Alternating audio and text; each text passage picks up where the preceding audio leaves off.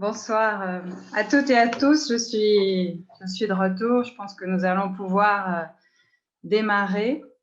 Donc, je vous souhaite à tous la bienvenue dans cette salle de conférence virtuelle qui vous est proposée par Donilab, incubateur d'entreprises au Mali, avec l'appui de son partenaire UKAid au Mali. Alors, vous êtes présents dans un cycle de conférences que nous avons appelé Doni Green. C'est un cycle de 6 semaines de conférences qui a été conçu pour éveiller les consciences face à l'urgence climatique. Et puis, il a surtout été imaginé pour vous permettre de saisir des opportunités entrepreneuriales. Alors, pour rappel, du 1er février au 15 mars, nous organisons 30 conférences avec des intervenants francophones qui maîtrisent les spécificités de l'environnement ouest-africain et malien en particulier. Alors, ce sont des chercheurs, des entrepreneurs, des ingénieurs, des experts métiers, des acteurs de la société civile, etc., qui exposent leurs connaissances de façon pédagogique et vulgarisée pour vous donner l'envie d'agir, d'entreprendre face à ces changements climatiques.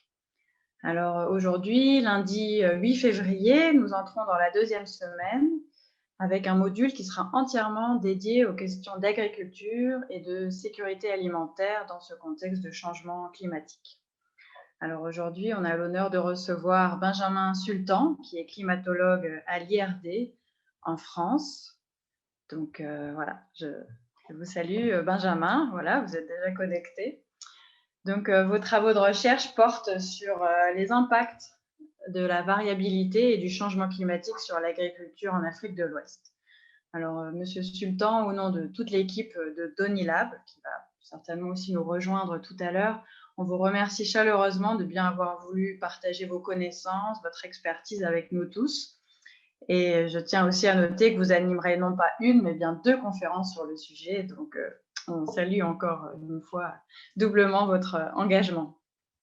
Alors, pour les participants, on sait que beaucoup d'entre vous, vous êtes présents chaque jour. Vous maîtrisez maintenant les règles, si je puis dire, de ces webinaires. Pour d'autres, on sait aussi que vous participez parfois à la carte selon les connaissances dont vous avez besoin. Alors, on se permet de rappeler dans le chat toutes les règles pour que la conférence se passe du mieux possible. Vous le retrouverez là dans l'espace qui s'appelle discussion. Surtout, retenez bien de poser toujours vos questions dans l'espace Q&R pour que toutes les questions soient centralisées là-bas. Si jamais vous êtes dans des bonnes conditions, avec une bonne connexion et du calme autour de vous, n'hésitez pas à lever la main parfois, et j'essaye aussi d'ouvrir vos micros pour que vous puissiez directement poser vos questions. Pensez aussi à vous renommer, c'est toujours plus sympathique que de savoir qui pose quelques questions. Alors moi-même, je suis experte pédagogique pour ce programme. Moi-même, je ne me suis pas renommée, il faut que je le fasse. Donc, Élodie. Donc, aujourd'hui, cette conférence, on l'a intitulée « Le choc des changements climatiques sur l'agriculture et la sécurité alimentaire ». Avant de vous donner la parole, Benjamin, je voulais vous présenter un petit peu plus en détail. Comme je l'ai dit tout à l'heure, vous êtes directeur de recherche à l'IRD. Alors, l'IRD, c'est l'Institut de recherche pour le développement. C'est un institut de recherche donc basé en France. Et votre recherche porte essentiellement sur le réchauffement climatique, ses impacts et les possibilités d'adaptation dans les pays du Sud. Vous êtes aussi donc auteur-contributeur du 6e rapport d'évaluation du GIEC. Le GIEC, on l'a déjà vu ensemble, c'est le groupe d'experts intergouvernemental sur l'évolution du climat.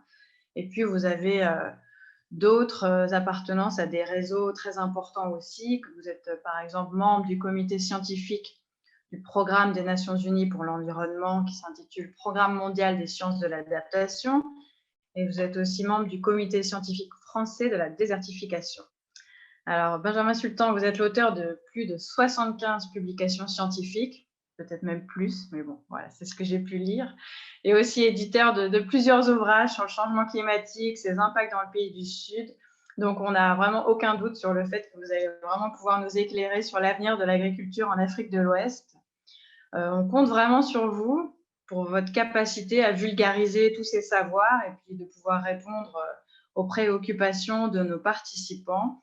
Donny Lab investit beaucoup pour impulser les entrepreneurs dans le secteur agroalimentaire et je suis sûre que beaucoup d'entre eux sont aujourd'hui connectés ou regarderont encore en replay ces conférences puisque c'est vraiment important de pouvoir anticiper sur ces changements pour pouvoir entreprendre de la meilleure façon qu'il soit aujourd'hui. Alors, je vous propose peut-être d'ouvrir le micro et puis on va pouvoir démarrer. Et surtout, n'oubliez pas qu'à tout moment, on peut faire des pauses et puis je repose les questions des participants ou on ouvre les micros pour pouvoir avoir des échanges un petit peu plus interactifs. Voilà. Bien, merci beaucoup Élodie, merci pour l'invitation aujourd'hui et puis merci à tous d'être présents. C'est un grand plaisir pour moi de pouvoir vous exposer un petit peu ma recherche sur le sujet. Et je vais essayer de partager mon écran. Voilà, quand l'écran sera partagé, on verra toujours un petit encart avec votre vidéo sur le côté. Mais pour l'instant, non, c'est pas partagé.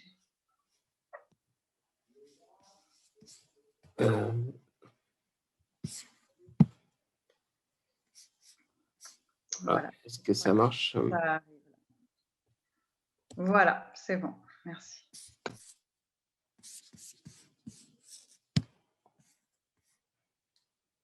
Très bien. Vous m'entendez bien? C'est en plein écran? Tout est OK?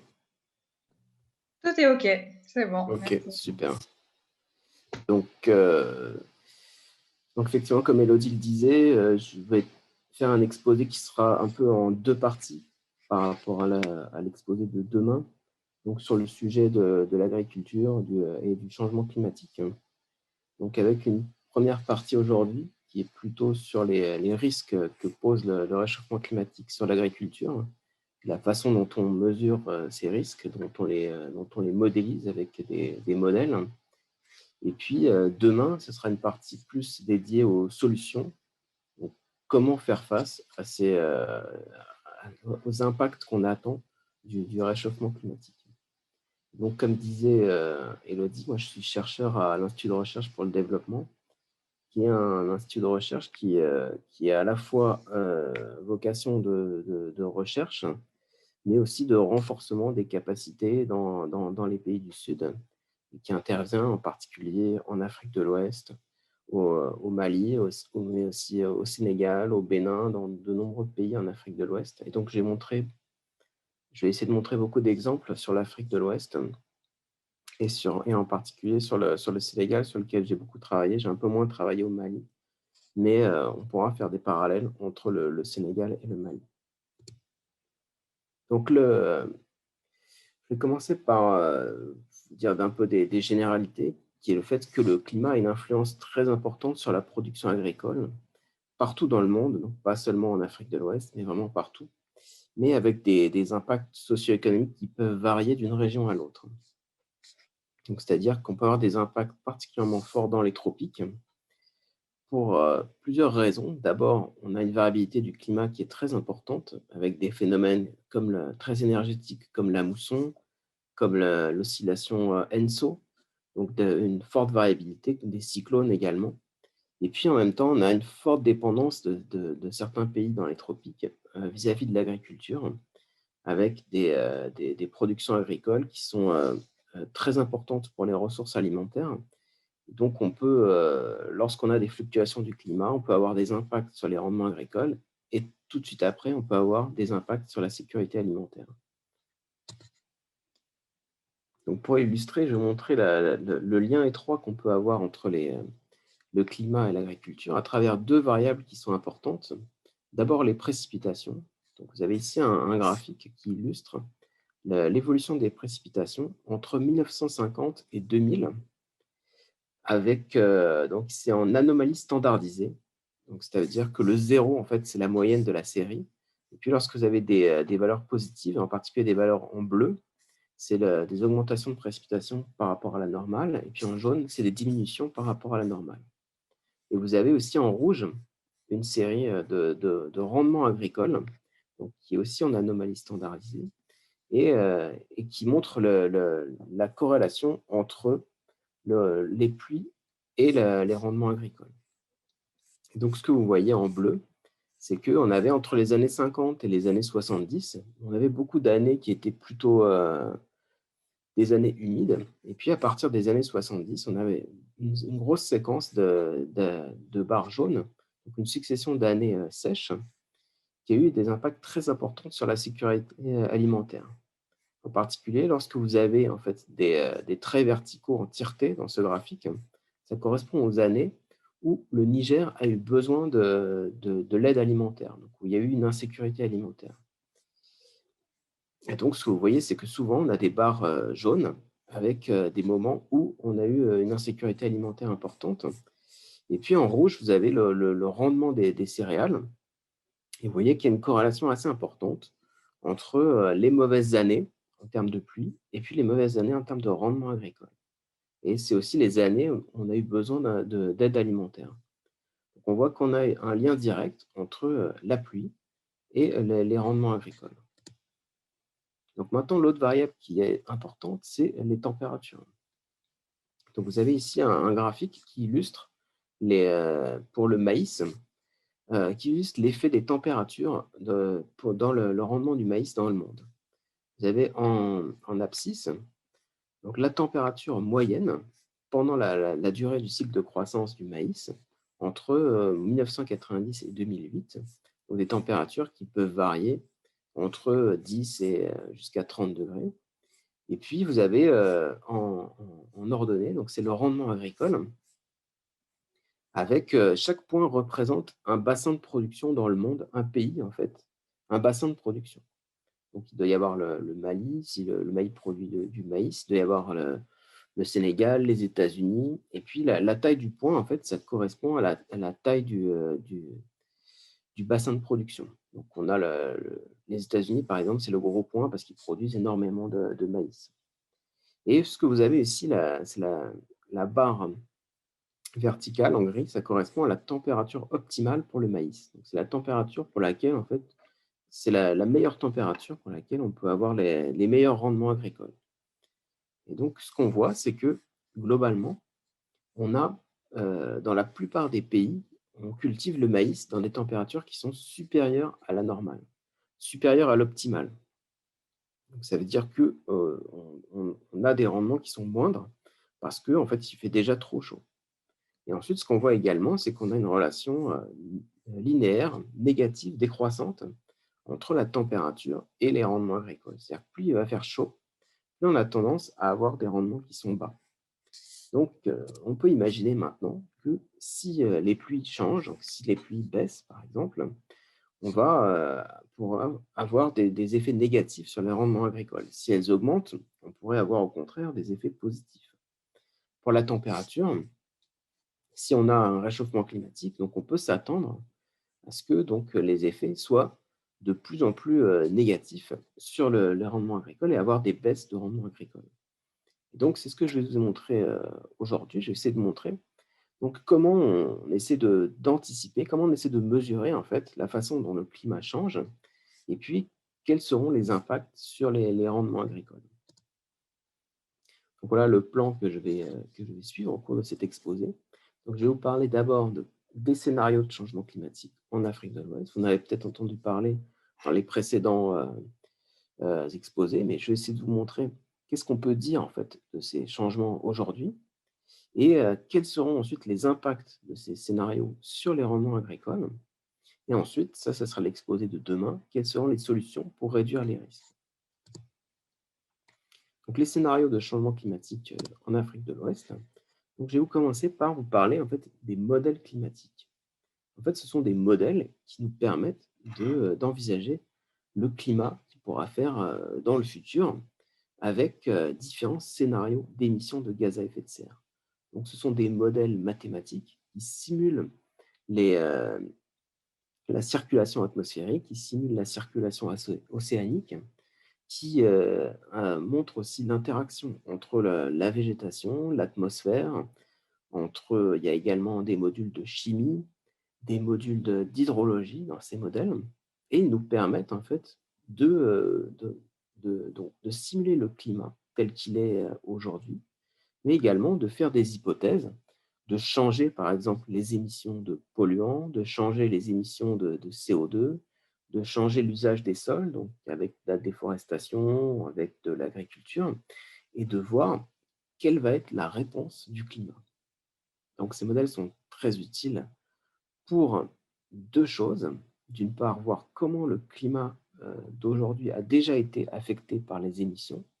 Donc, est-ce que le climat d'aujourd'hui, c'est un climat entièrement naturel ou bien est-ce qu'il y a une influence de l'homme sur le climat? Donc ça, on peut faire des études qu'on appelle d'attribution, donc qui nous permettent en fait, en modifiant les gaz à effet de serre, de regarder si le climat actuel suit en fait la trajectoire d'un climat avec influence naturelle ou avec influence de l'homme. Et puis, l'autre point qui est important et qui va être assez important dans cet exposé, ça nous permet de voir en fait comment le climat peut être modifié dans le futur avec les émissions de gaz à effet de serre. Et donc pour ça, on fait des simulations en modifiant les émissions de gaz à effet de serre, donc avec différentes trajectoires, avec des émissions très très fortes, comme si on n'était pas capable de contrôler les émissions dans le futur, et d'autres trajectoires, par exemple, avec des trajectoires qui sont basées sur l'accord de Paris, où on réduirait les émissions au maximum, et on regarde la façon dont on va modifier en fait le forçage anthropique, donc on va modifier le réchauffement climatique, et comment en fait les différentes autres variables du climat, donc, comme les précipitations, comme l'humidité, vont s'ajuster.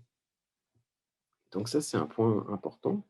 Et ça nous permet donc de définir des trajectoires climatiques, des scénarios climatiques. Donc, ce qui est important de voir, c'est que ce ne sont pas des prévisions, en fait, c'est principalement des scénarios. Des scénarios qui dépendent, en fait, des trajectoires d'émissions qu'on aura mis en entrée de ces modèles. Donc, maintenant, sur l'Afrique, hein, je vais commencer par une variable importante donc, que j'ai déjà décrite, c'est les températures.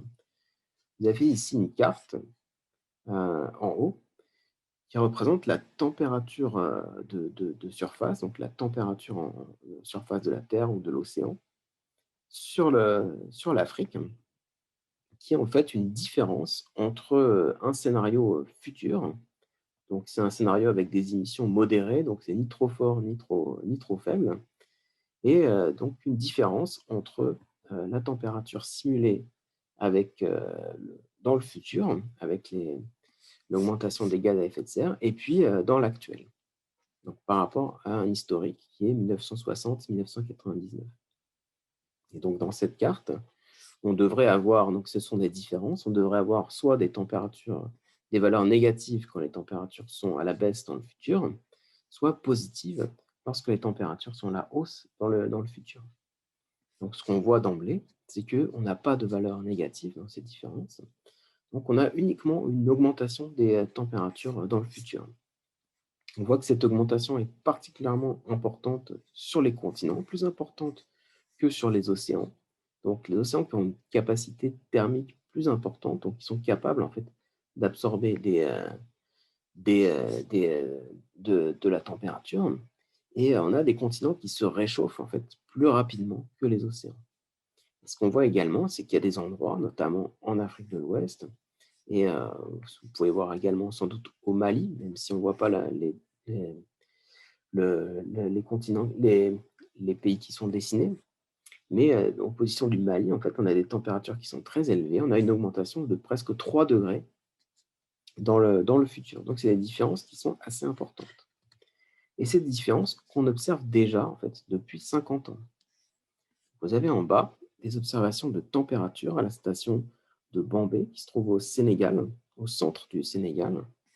Donc, des observations de température, ce sont à la fois la température maximale, donc la température qu'on observe le jour, et la température minimale, la température de nuit. Et donc, vous avez ici des cycles saisonniers, donc de janvier, février, mars, avril jusqu'à décembre. Et vous avez deux périodes qui sont moyennées. Donc, la 1971-1991 en rouge, et une période un peu plus récente, 1992-2012. Ce que vous voyez, c'est que on n'a pas, entre les deux périodes, on a une augmentation de température ici qui est presque de l'ordre de 0,7 degrés, donc une augmentation assez importante et qui est sans doute due au réchauffement des températures, à l'augmentation des gaz à effet de serre. Maintenant, une autre variable qui est importante pour l'agriculture, c'est la précipitation. Et là, en fait, on a une incertitude sur l'évolution des pluies. Donc, si on sait que les températures augmentent avec les émissions de gaz à effet de serre, la réponse des pluies est beaucoup plus difficile à appréhender. Et on l'appréhende avec plusieurs modèles du climat. Chaque pays, en fait, dans le monde, chaque institut du climat développe un modèle de climat qui lui permet en fait d'analyser donc les trajectoires climatiques, les émissions de gaz à effet de serre. Et donc, mais il y a des incertitudes. Les modèles ne sont pas d'accord entre eux sur l'évolution des précipitations. Et donc, vous avez ici un graphique qui montre l'évolution, donc toujours en anomalie par rapport à une période de référence, donc là, une période récente, pour 12 modèles de climat différents. Donc, chaque série en couleur représente la simulation d'un modèle de climat particulier. Donc, dedans, il y a des modèles américains, des modèles australiens, des modèles japonais, des modèles anglais, deux modèles français également. Et on analyse ici les trajectoires de changement de précipitation donc, par rapport à la période récente. Et donc, ce que vous voyez, c'est qu'on a certains modèles, donc, comme le modèle ici en bleu ou le modèle en violet clair, qui montrent une augmentation de précipitation. Mais il y a d'autres modèles, comme le modèle en violet foncé, qui montrent plutôt une diminution des précipitations. Et il y a d'autres modèles qui ne donnent pas d'évolution, ou donnent une évolution assez stable. Donc on voit qu'on n'a pas d'accord ici dans l'évolution des précipitations, les précipitations de mousson au Sahel. Donc ce qui peut être un problème quand on s'intéresse à l'évolution de l'agriculture, parce que l'agriculture dépend fortement de ces précipitations. Même quand on prend deux modèles, vous avez ici deux modèles français, les deux modèles qui participent à l'exercice du GIEC. Donc les deux modèles français, il y a le modèle de l'IPSL, le modèle de Paris, et le modèle du CNRM, le CERFAX, qui est le modèle développé par Météo France. Et vous avez ici l'évolution des précipitations, donc toujours en différence entre le futur 2071-2100 et une période récente 1971-2000, avec donc pour un scénario de forte émission de gaz à effet de serre, donc le RCP 8.5, c'est celui où il y a la plus forte augmentation des émissions de gaz à effet de serre. Et vous avez donc en bleu, c'est lorsque les pluies augmentent, et en jaune, lorsque ça diminue. Donc si vous regardez le rond, c'est là où il y a l'Afrique de l'Ouest, vous pouvez voir que dans le modèle du CNRM CERFAX, donc le modèle de Météo France, vous avez une augmentation des pluies dans le futur. Si vous regardez le modèle français de l'IPSL, vous voyez, au contraire, on a une tache jaune sur l'Afrique de l'Ouest, on a plutôt une diminution. Donc si on prend deux modèles, on peut avoir des trajectoires complètement différentes. Donc ça pose un problème. Et donc, on est obligé de regarder un peu plus en détail. Et lorsqu'on regarde plus en détail, lorsqu'on décompose en particulier la saison de mousson, on voit quand même des différences significatives dans les changements dans le futur. Donc ici, on a décomposé la saison de mousson en deux. Donc, vous savez que la saison de mousson, ça commence en juin et ça finit en septembre. Donc c'est le moment où les pluies sont les plus importantes. Et dans cette figure, on a toujours fait des différences entre le futur et une période plus récente en termes de précipitations sur plusieurs modèles. Et donc plusieurs modèles climatiques. Et vous avez en vert lorsque les pluies augmentent dans le futur, et en orange marron lorsqu'elles diminuent. Et vous voyez que si on s'intéresse à juin-juillet, on a une diminution des précipitations à l'ouest du Sahel, donc typiquement aux latitudes du Sénégal. Et tandis qu'en septembre-octobre, au contraire, on a plutôt une augmentation des précipitations. Et là, c'est plutôt dans les latitudes du Niger, du Mali et encore plus à l'est. On voit qu'on a un contraste en fait entre l'ouest et l'est du Sahel. Et lorsqu'on moyenne les deux, finalement, une diminution d'un côté, une augmentation de l'autre, ça ne nous montre pas de choses significatives. Et les modèles sont plus ou moins d'accord entre eux pour montrer ce type d'évolution. Maintenant, donc je vous ai montré qu'il y avait on a plusieurs modèles, mais il y a aussi des inconnus qu'on n'est pas capable en fait de représenter dans ces modèles. Là, vous avez un exemple en fait d'évolution de précipitation qui est simulé dans le modèle de l'IPSL, donc c'est un des modèles français. Donc d'évolution des précipitations entre 2010 et 2100, donc sous un scénario, une trajectoire d'émissions de gaz à effet de serre avec forte émission de gaz à effet de serre. Donc vous voyez que dans ce modèle en particulier, il y a une légère évolution, une légère tendance à la baisse des précipitations en Afrique de l'Ouest. Maintenant, lorsqu'on introduit un paramètre qui est très mal simulé par le modèle, on introduit un phénomène de fonte rapide du Groenland dans le modèle. C'est quelque chose qu'on observe aujourd'hui, en fait, une fonte beaucoup plus rapide que ce qu'on attendait du Groenland. Et on voit que lorsqu'on introduit ce phénomène-là dans le modèle, on l'a fait avec deux expériences un petit peu différentes, en vert et en rouge, mais ça correspond à ce scénario de fonte du Groenland. On voit qu'on a une réponse très importante sur les précipitations en Afrique de l'Ouest, avec une baisse très importante des précipitations. Et ça, en fait, c'est des phénomènes qui sont encore inconnus et qui peuvent engendrer en fait, des changements assez radicaux sur le climat en Afrique comme ailleurs, donc avec des impacts importants sur l'agriculture. Maintenant, je vous ai montré les scénarios de changement climatique. Quels seront les impacts de ces changements sur les rendements agricoles? Donc, on a... C'est possible de poser une ou deux questions à ce stade? Oui, bien sûr.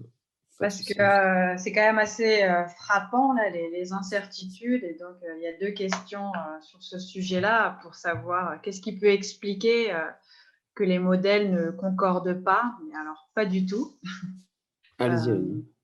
Et voilà, comment expliquer la différence de résultats entre tous ces modèles?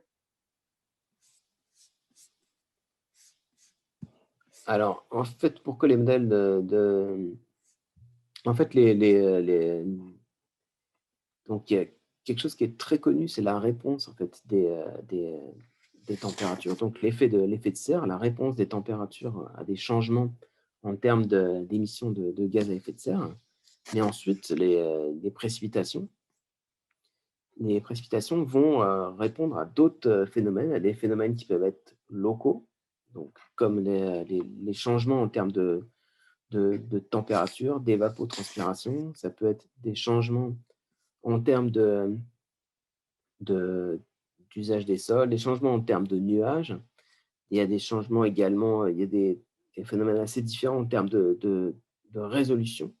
Et puis, la variable précipitation est une variable qui est assez mal simulée par les modèles de climat, puisqu'en fait, souvent, c'est des processus qui sont à des échelles qui sont inférieures à la maille des modèles. En fait, les modèles de climat, ils sont calculés sur des mailles, c'est-à-dire sur des gros carrés de 100 km par 100 km, de 200 km par 200 km. Et souvent, les processus de précipitation, en particulier la convection en Afrique, ça se passe à des échelles inférieures. Donc, on les a pas, c'est assez mal résolu par ces modèles de climat. Donc, du coup, il y a des incertitudes qui sont assez importantes. Et puis, et donc en Afrique, il y a à la fois des phénomènes locaux, donc d'augmentation de température qui va entraîner plus d'orages en Afrique. Il y a également des connexions avec les températures de surface de la mer, des connexions avec d'autres endroits dans le monde. Et il y a beaucoup d'incertitudes sur ces différentes connexions. Les modèles les représentent de manière assez différente. Et donc, du coup, on a des incertitudes assez importantes. Donc, la façon dont le GIEC, par exemple, appréhende ces incertitudes, c'est qu'il donne ses résultats avec des gros ensembles de modèles. Donc, quand on voit une courbe du GIEC, c'est souvent un résultat de 20, 30 modèles différents qu'on moyenne ensemble. Et on se dit que, bon, bah, en moyennant beaucoup de modèles dont on n'est pas capable vraiment d'évaluer leur qualité dans le futur, on se dit que le consensus entre les modèles peut nous donner en fait une idée de ce qui peut se passer dans le futur. Mais Donc, il les reste des incertitudes, incertitudes c'est assez importantes. pour toute la planète, on va dire, mais il y a encore plus d'incertitudes dans des zones comme en Afrique. Mais est-ce que ce serait aussi lié au fait qu'il y a peut-être des manques de données ou peu de stations météorologiques, des choses comme ça? Oui, oui, tout à fait, ouais. Ça peut être lié au fait qu'il y a très peu de données météorologiques dans certains endroits. Donc, on peut être, on peut avoir du mal aussi à évaluer les modèles dans certains endroits, en particulier en Afrique. Il y a souvent des endroits où il y a très peu de données. Et c'est aussi lié à la nature des précipitations. Donc, on peut avoir des précipitations qui sont de différents types, en particulier en Afrique. On a des lignes de grains, on a des gros orages qui sont globalement assez mal simulés par les modèles. Et donc, dans cet endroit, on a des incertitudes qui sont plus importantes que dans d'autres endroits, même si il y a des incertitudes un petit peu partout, notamment. D'accord, je pense que c'était important de clarifier, mais on va pouvoir avancer. Merci.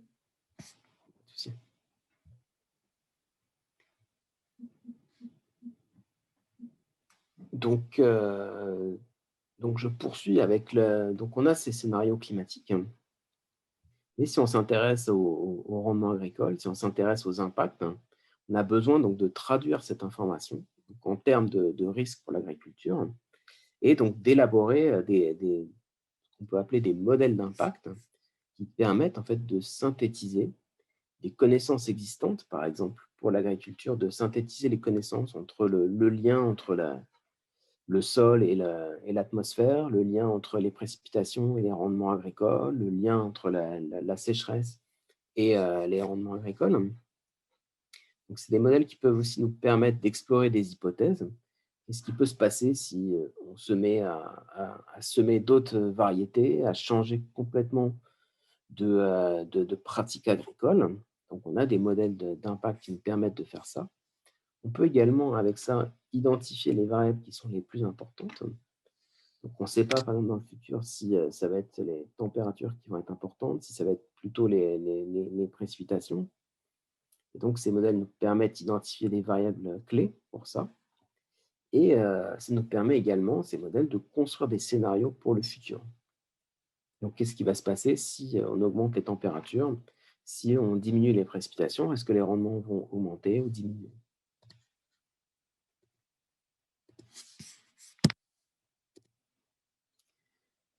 Donc, là, je vous présente un exemple d'un modèle d'impact.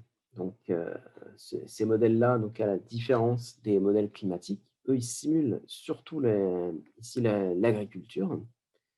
Et ici, je vous présente un modèle qui a été développé au CIRAD, qui s'appelle SARA, et qui combine en fait un modèle de bilan hydrique, c'est-à-dire un modèle qui permet d'évaluer la demande en eau des plantes, la disponibilité en eau de la plante, qui calcule des indices de stress hydrique.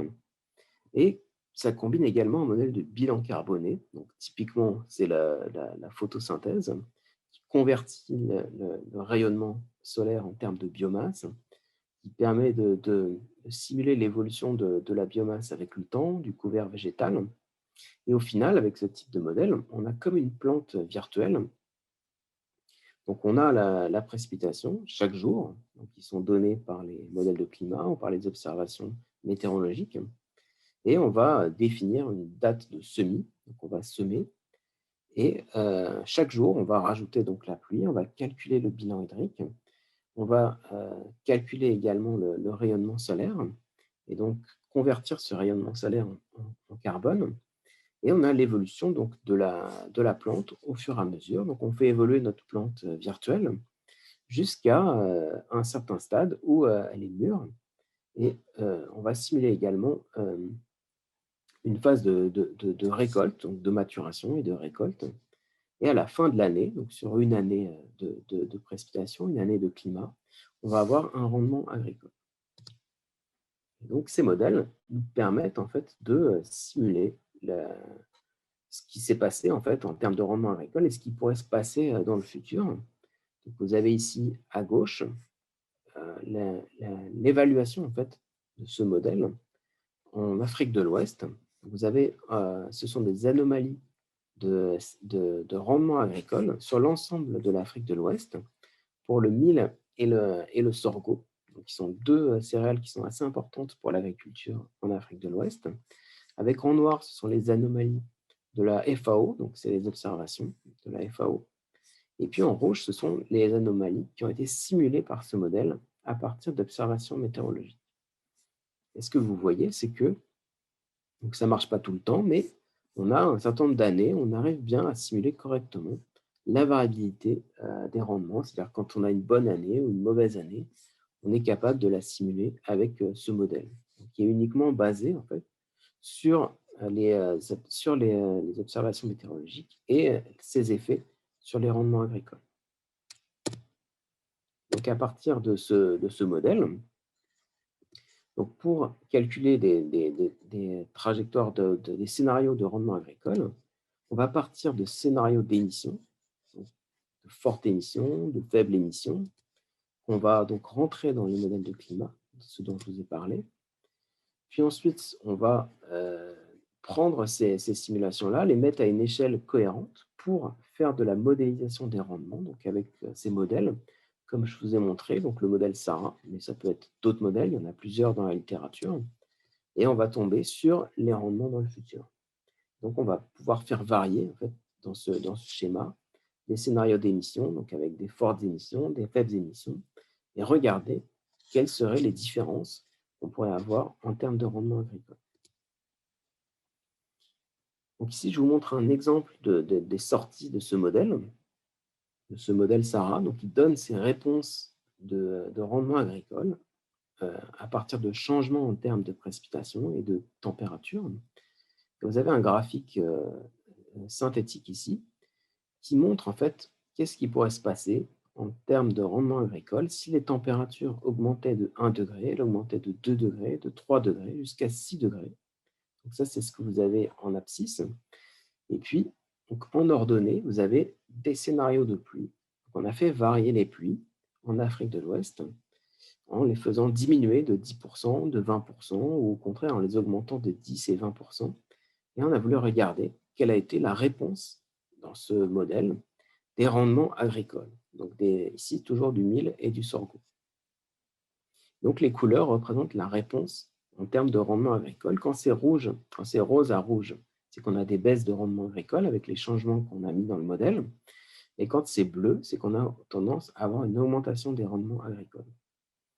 Donc là, à titre d'exemple, cette case ici, en fait, ça correspond à une augmentation de 2 degrés en termes de climat et une augmentation de 10% de précipitation. Et ce que vous avez, donc, c'est une variation ici de rendement moyen par rapport à l'actuel, donc qui est en rose. Donc, on a une baisse de à peu près de 10%, entre 0 et 10% de rendement agricole avec cette augmentation de 10% des pluies et une augmentation de 2 degrés. Donc, on voit que même avec une augmentation de pluie dans le futur, on a une augmentation de température qui compense en fait cette augmentation de pluie, qui fait qu'on a quand même une diminution des rendements agricoles. Donc, on l'a fait pour tout. Et ce qu'on voit, c'est que sur l'ensemble de ce graphique, on n'a que 3 cases qui sont en bleu, c'est-à-dire qui correspondent à une augmentation des rendements agricoles. Donc, c'est très faible. Et ce sont les cases, en fait, où on a une augmentation des précipitations, bien sûr, mais ce sont aussi les cases qui sont avec une diminution, avec une augmentation de pluie qui est inférieure à 2 degrés. Donc, ce qu'on voit, c'est qu'à partir de 2 degrés, on n'a plus aucune évolution positive du rendement agricole. Donc, on voit qu'on a un effet de température qui est important et qu'on a tout intérêt à limiter les émissions et en particulier à limiter le réchauffement en dessous de 2 degrés, parce que sinon, après, on n'a pas de scénario positif pour les rendements agricoles. Donc, la cause de cette augmentation, de cette diminution de rendement, c'est que en fait, avec l'augmentation de température, les plantes perdent beaucoup plus d'énergie pour leur respiration. On a également une augmentation de l'évapotranspiration. Et puis, on a une diminution aussi du cycle, de la longueur du cycle de la plante, qui dépend en fait de la température. Plus la température augmente, plus le cycle va avoir tendance à diminuer. Et on a tendance donc à avoir moins de temps pour produire de la biomasse et moins de rendement au final. Donc ensuite, sur ce graphique, on a projeté en fait les différentes anomalies en termes de température et de précipitation qu'on a observées dans le passé, donc entre 1950 et 2000, c'est ce que vous avez à gauche.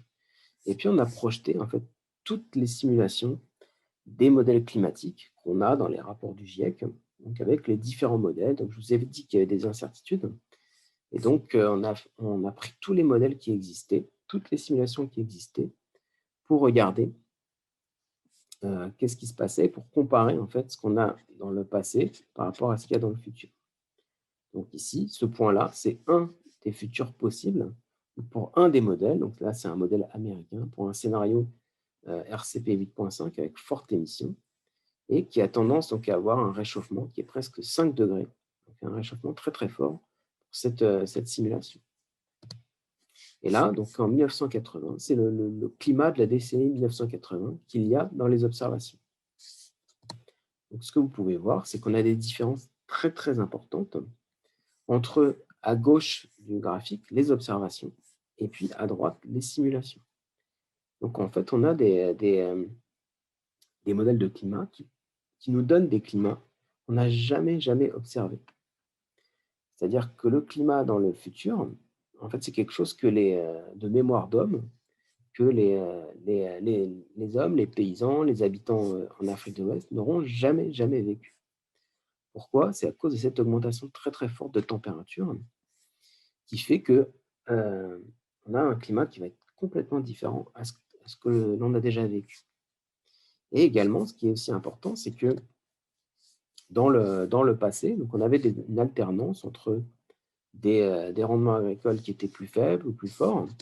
Et là, ce qu'on voit dans les simulations futures, c'est que tous les points, en fait, même s'ils sont très différents entre eux, on a des différences assez importantes, tous les points, en fait, tombent dans les cases roses ou rouges, c'est-à-dire dans les cases où on a des baisses de rendement agricole importantes. Donc, ça veut dire que même s'il y a une incertitude très forte, comme je vous ai dit, sur les précipitations, aussi un petit peu sur les températures, on sait que le changement climatique va être négatif pour le rendement agricole. Maintenant, cet effet de température, ce n'est pas seulement quelque chose qu'on voit dans le futur, c'est quelque chose qui s'est déjà produit et qui a sans doute eu déjà des impacts sur les rendements agricoles. Et c'est quelque chose qui est lié aux émissions de gaz à effet de serre. Donc je vous ai montré tout à l'heure des observations sur la région du Sénégal. Et là, c'est la même chose, c'est des observations de température moyenne annuelle sur l'ensemble de l'Afrique de l'Ouest, donc en moyenne sur le Sahel, sur l'Afrique de l'Ouest, entre 1950 et 2010. Donc ce sont des observations. Et donc vous voyez dans ces observations, à partir de la fin des années 70, on a une augmentation assez importante des températures ici jusqu'en 2010. Et puis si je continuais la courbe, on verrait encore une augmentation. Donc on voit dans les observations une tendance à l'augmentation des températures. Maintenant, on pourrait me dire que peut-être que ça peut être un phénomène naturel qu'on observe et qui peut ne pas être lié aux émissions de gaz à effet de serre. Et donc, c'est possible. Mais ce qu'on va faire, c'est qu'à partir d'un modèle climatique, on va essayer de simuler cette augmentation cette évolution de température en Afrique de l'Ouest. On va le faire de deux façons. Une première façon, on va le faire en mettant les émissions de gaz à effet de serre qu'on a dans la période pré-industrielle, c'est-à-dire au moment où elle n'avait pas beaucoup augmenté comme maintenant. Donc, on va faire une première simulation comme ça.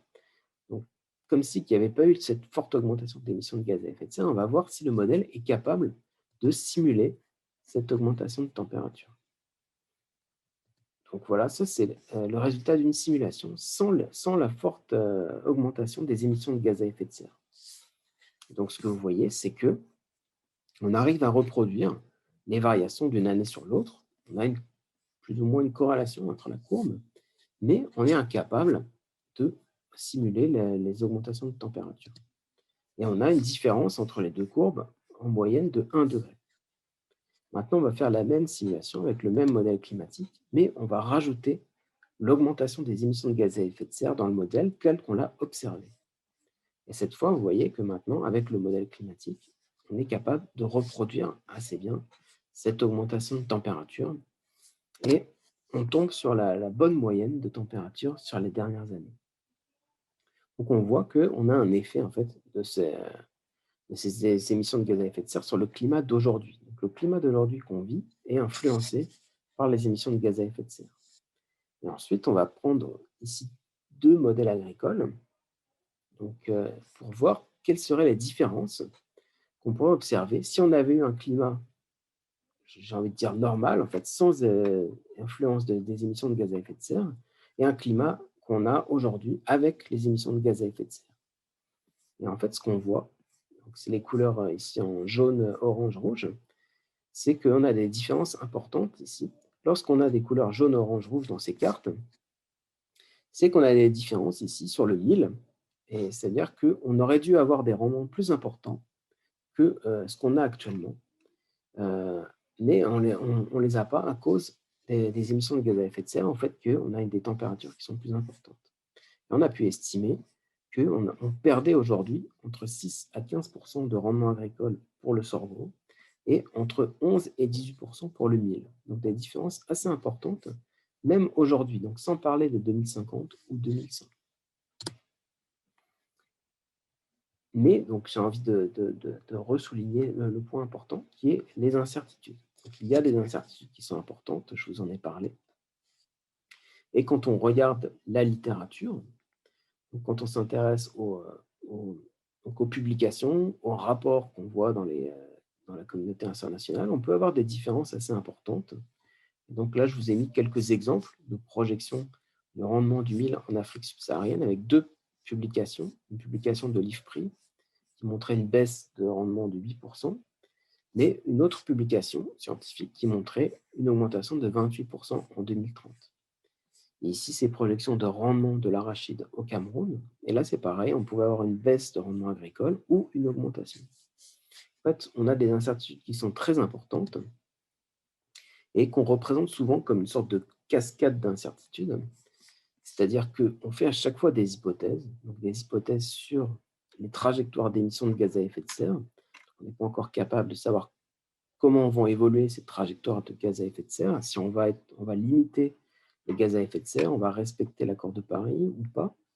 Donc ça, c'est une hypothèse assez forte. Ensuite, on a des modèles de climat, donc, comme je vous ai montré, qui pouvaient donner des réponses différentes sur les précipitations, donc du coup des incertitudes. Ensuite, quand on s'intéresse à une région particulière, on a des incertitudes qui sont spécifiques à la région, donc, liées à l'orographie, liées à l'usage des terres. Ensuite, les modèles d'impact, donc je vous ai montré des modèles de rendement agricole, mais je vous en ai montré un, mais il y en a plusieurs. Eux-mêmes peuvent avoir des différences importantes. Ensuite, on a des adaptations aussi également, et à la fin, on a les impacts. Donc, à chaque fois, on a des incertitudes, et qui fait qu'on peut avoir des réponses très importantes. C'est très difficile, en fait, de donner une valeur déterministe, de donner une réponse déterministe à quel est l'impact du réchauffement climatique sur les rendements agricoles. Donc, ce qui est important, c'est de prendre en compte ces incertitudes, c'est de les avoir en tête. Et donc, quand on donne des chiffres, c'est de savoir qu'il y a plusieurs scénarios climatiques, il y a plusieurs modèles de climat, ce que j'ai écrit comme GCM, plusieurs modèles de climat. Il y a plusieurs façons, donc plusieurs méthodes de descente d'échelle, donc de combiner un modèle d'impact et modèle climatique. Il y a plusieurs modèles agronomiques. Et donc, c'est important de prendre en compte ces incertitudes. Donc, soit lorsqu'on est un décideur ou lorsqu'on est un scientifique, soit en analysant en fait un ensemble de publications de la littérature, soit donc en faisant des expériences multimodèles, donc comme fait souvent le GIEC, en combinant en fait plusieurs modèles et en regardant les réponses moyennes de ces modèles. Donc malgré tout, donc même s'il y a beaucoup d'incertitudes, on est capable de voir des réponses communes. Donc vous avez ici un exemple de méta-analyse. Donc, une méta-analyse, c'est une analyse qui reprend en fait les analyses de plusieurs publications, de plusieurs auteurs, de plusieurs travaux, un peu comme ce que fait le GIEC, donc qui ne produit pas une recherche propre, mais qui analyse en fait les recherches de chacun. Et donc ici, c'est une analyse qui reprend en fait un ensemble de publications qui ont été faites sur plusieurs pays africains, donc en Afrique de l'Est, en Afrique centrale, en Afrique de l'Ouest, au Sahel, et qui s'est intéressé au changement de rendement agricole lié au réchauffement climatique pour plusieurs cultures, donc le maïs, le sorgho, le mil et d'autres, le riz également, le blé.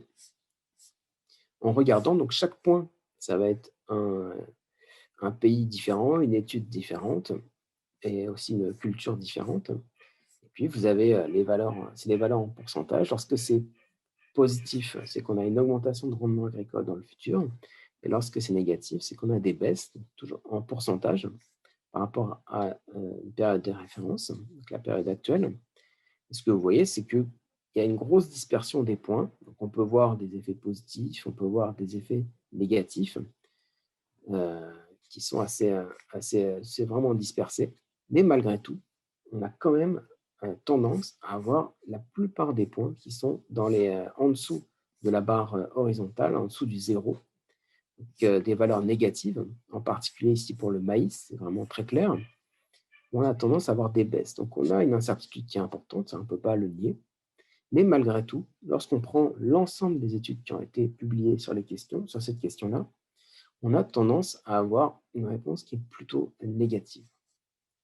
Donc, on a quand même quelques certitudes dans cette incertitude. Ça, c'est important à souligner. Et puis, l'autre point, donc, quand on prend l'Afrique de l'Ouest en particulier, il y a des différences aussi assez importantes entre les pays. Et en particulier, donc, ça peut être intéressant pour le Mali, c'est quand on s'intéresse à l'Afrique de l'Ouest, lorsqu'on est à l'ouest de l'Afrique de l'Ouest, on a tendance à avoir des baisses de rendement agricole qui sont plus importantes. Donc, vous avez ici des différences. Donc, pour 3 modèles de cultures différentes, pour le mil et le sorgho, donc des différences. Donc, lorsqu'on a des valeurs négatives, c'est qu'on a un effet négatif du réchauffement climatique. On a des baisses jusqu'à ici 25% à l'ouest du Sahel. Et lorsqu'on est au centre du Sahel, donc typiquement au Mali, là, au contraire, on a des baisses qui sont moins importantes. Et ça, c'est lié à ce que je vous ai montré au début, au fait qu'à l'ouest du Sahel, on a tendance à avoir des scénarios climatiques qui montrent que les précipitations vont baisser, alors que ce n'est pas le cas dans le centre et dans l'est du Sahel. Donc ici, on a une région, l'ouest du Sahel, qui sera sans doute plus vulnérable à cause à la fois d'une combinaison entre une augmentation de température importante et une baisse de précipitation. Donc là, j'arrive à la fin de mon exposé. Et j'ai également un lien que je voulais partager avec vous. Je ne sais pas si vous pouvez noter ou je peux le mettre dans le chat, ça peut peut-être vous intéresser. C'est un portail où on met à disposition un ensemble de projections climatiques. Donc, qui sont là, c'est sur un pays, c'est sur le Sénégal. Et vous pouvez regarder l'évolution sur le Sénégal des températures, l'évolution des précipitations, l'évolution des rendements agricoles en fonction des différents scénarios. Donc, c'est un portail qui a vraiment été élaboré pour communiquer aux étudiants, à différentes personnes de la société civile, pour communiquer sur l'information climatique, et le danger que peut poser le réchauffement climatique dans une région comme le Sénégal. Donc, je vous remercie. Je vais mettre le lien sur le chat. Et puis, je vais arrêter de partager mon écran. Oui, on est preneur du lien. C'est bon, je peux arrêter le partage d'écran aussi de mon côté. Et puis, je rappelle à tous les participants enregistrés que toute cette présentation sera partagée avec vous pour que vous puissiez aussi y revenir à votre rythme. Merci beaucoup pour ce partage étape par étape, très pédagogique. Alors, il y a des questions, bien sûr. Donc, je vais essayer d'en prendre quelques-unes.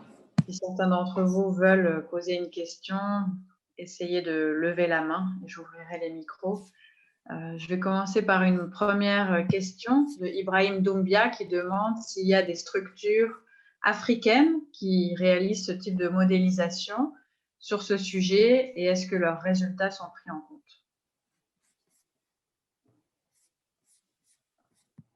Il y a, en fait, il y a plusieurs structures africaines qui participent à la modélisation. C'est principalement de la modélisation régionale, c'est-à-dire, là, je vous ai parlé de modèles climatiques globaux. Et ensuite, lorsqu'on a des modèles climatiques globaux, il faut s'intéresser à ce qui se passe dans une région particulière. Et donc, ce qui se passe en Afrique notamment. Donc là, on a recours à d'autres types de modèles, des modèles régionaux. Et là, on a beaucoup d'instituts africains qui contribuent en fait à cette modélisation régionale, donc qui permettent de raffiner en fait les modèles globaux et de générer des climats localement. Là, on a notamment des exercices comme Cordex Africa. On a beaucoup de scientifiques africains, notamment d'Afrique du Sud, mais également d'autres pays africains qui contribuent à cette modélisation régionale et à permettre de générer donc, des trajectoires de climat localement en Afrique. D'accord. Et la question n'y figure pas, mais en fait, moi, ce que je me posais comme question, c'est là, on voit qu'il y a beaucoup d'incertitudes, mais une des certitudes est qu'il y aura forcément des diminutions de rendement. Mais est-ce que ça, c'est basé sur le fait qu'on ne va pas réagir, qu'il y aura de l'inaction? Je veux dire, est-ce que ces pertes de rendement sont basées sur l'idée que les méthodes resteraient les mêmes, qu'on ne va pas changer de semences, d'intrants, de techniques? Ou est-ce que c'est déjà pris en compte le fait que les agriculteurs cherchent à s'adapter? Ça, c'est quelque chose dont je vais parler demain. Et c'est effectivement, il y a les agriculteurs, en fait, ils s'adaptent, ils n'attendent pas qu'il y ait le réchauffement climatique, qu'il y ait de la sécheresse. En fait, ils s'adaptent au fur et à mesure aux changements qu'ils perçoivent, aux changements qu'ils subissent aussi. Et donc, du coup, à chaque fois, en fait, ce qu'on voit quand il y a 2050, 2100, c'est souvent effectivement à pratique constante, ce qui n'est pas tout à fait réaliste. Et donc, c'est sans doute plus pessimiste que ce que pourrait l'être dans le futur.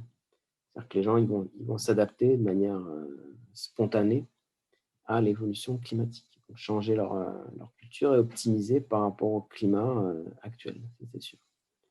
Et il y a également aussi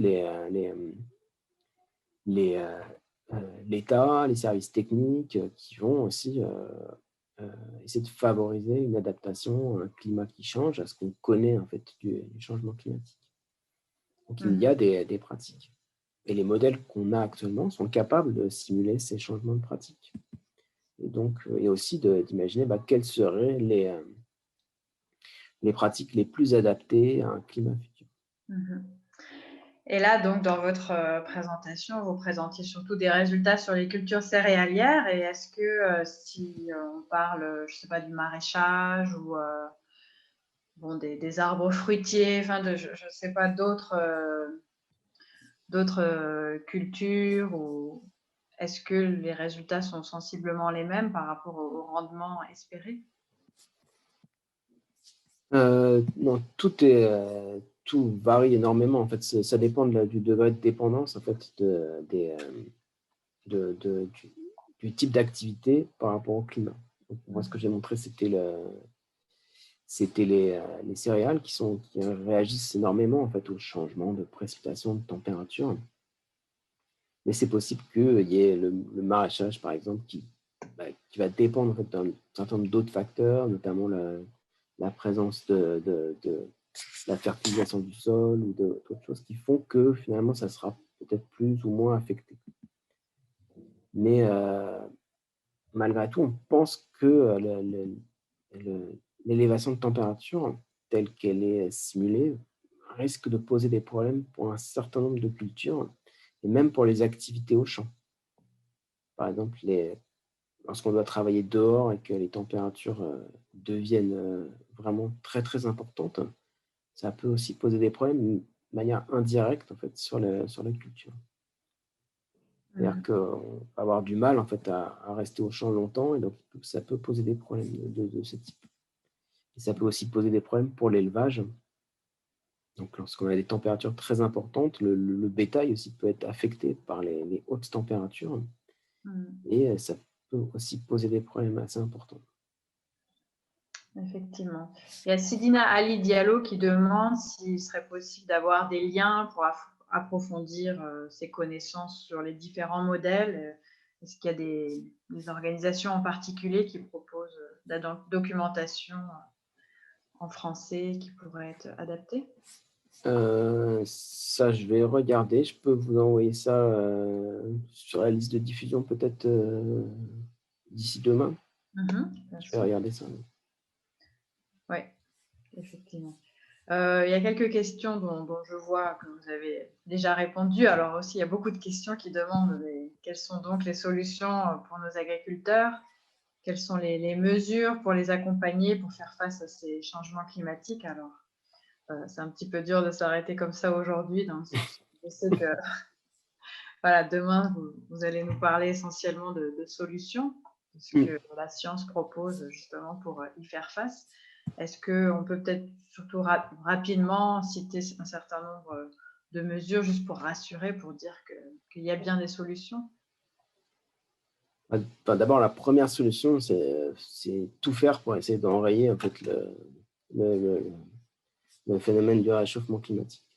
Ça va être vraiment, je pense que sans doute le nerf de la guerre quoi, sur les négociations de climat. Il faut que l'Afrique, sachant qu'il risque d'avoir des impacts importants pour son agriculture, son économie, il faut que les négociateurs africains montent au créneau pour essayer de faire en sorte que tout le monde réduise ses émissions et qu'on n'arrive pas à des niveaux de température tellement importants qu'on ne peut plus rien contrôler et que l'agriculture va être menacée. Ça, je pense que c'est la solution ultime, c'est ça. Après, même les plus optimistes reconnaissent qu'il sera très difficile d'aller en deçà de plus de degrés de réchauffement climatique, n'est-ce pas? Voilà, c'est même les plus optimistes. Donc l'accord de Paris, la barre la plus basse qui a été mise dans l'accord de Paris, c'est le réchauffement à 1,5 degré. On pense que ça risque de ne pas être atteignable, sauf vraiment cas de force majeure, de prise de conscience et puis action immédiate des différents États coordonnés. Donc c'est possible théoriquement, mais après ça paraît complexe dans sa mise en œuvre. Mais même en parlant de 1,5 degré, il va rester en fait les émissions qu'on a déjà émises dans l'atmosphère qui vont continuer en fait à engranger du réchauffement et ça va continuer, ça va avoir des impacts négatifs. Ça a déjà eu des impacts négatifs et ça va continuer à en avoir sur les rendements agricoles en Afrique. Donc c'est aussi important donc, de passer dès maintenant à des solutions d'adaptation. Et ces solutions d'adaptation, il y en a plusieurs. Donc, comme vous avez dit, Elodie, il y a les agriculteurs eux-mêmes en fait, qui s'adaptent et qui perçoivent les changements et qui le font même des fois de manière très, très, très, très bien, même des fois avant que les scientifiques s'alarment sur le fait qu'il y ait des changements. Et puis, il y a donc un certain nombre de solutions techniques qui peuvent être mises en œuvre. Donc, plusieurs types de solutions. Ça peut être des solutions de modifier des cultures.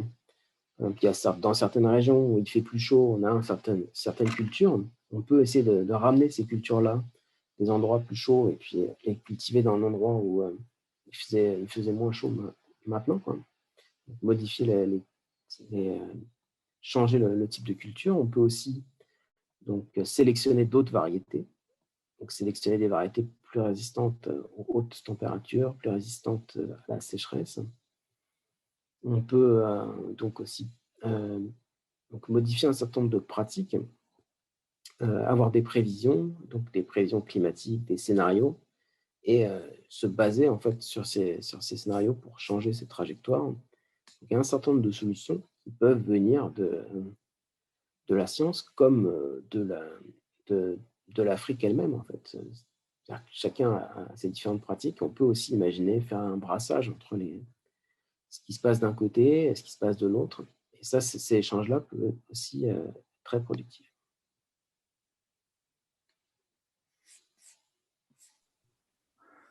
Ouais.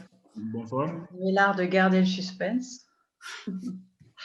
Donc, il faut que demain, tout le monde soit encore au rendez-vous pour voilà, voir tout le champ des possibles pour l'adaptation.